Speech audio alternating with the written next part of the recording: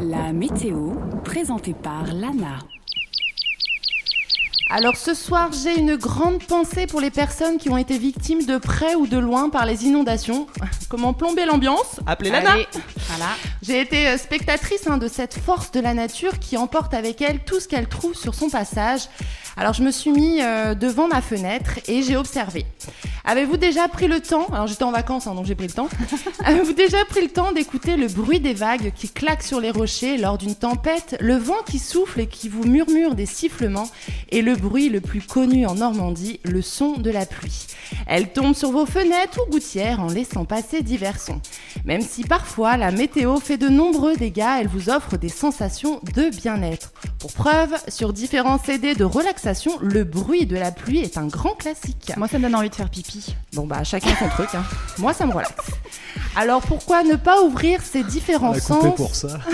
Pourquoi ne pas ouvrir ces différents sens pour apprécier la météo de la Normandie? Samedi matin, un temps plutôt sec avec des passages nuageux dans les deux départements et quelques averses prévues sur la côte normande. Mais si vous levez la tête, vous pourriez certainement admirer différentes formes de nuages qui pourront vous faire penser à des animaux, des visages. Il suffit parfois de lever les yeux au ciel pour laisser parler son imagination. Quant aux températures, elles seront homogènes, douces et au-dessus des moyennes de saison. Elles seront comprises entre 6 et 8 degrés. Samedi après-midi, on repart sur de la relaxation. Le bruit de la pluie sera bien présent dans toute la région.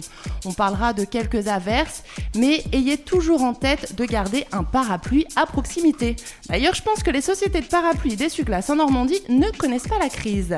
Côté température, elles seront toujours aussi douces pour un mois de janvier, 7 degrés pour Le Havre, Saint-Laurent-en-Caux, Yvetot, Neuchâtel-en-Bray, Ry, Bourteroult, Évreux, 8 degrés pour Bolbec, Rouen, Saint-Pierre-les-Elbeuf, Bernay, Brionne, Louviers, Le Neubourg et 9 degrés pour Cagny-Barville, Dieppe, Eu et Pont-de-Mer. Dimanche matin, la Normandie sera divisée en deux. On retrouvera les averses sur toute la Seine-Maritime et pour l'heure, ce sera des passages nuageux denses mais sans pluie. Allez, les marins, ne faites pas cette tête, vous serez détendus comme jamais. Les températures vont augmenter car elles seront comprises entre 10 et 12 degrés.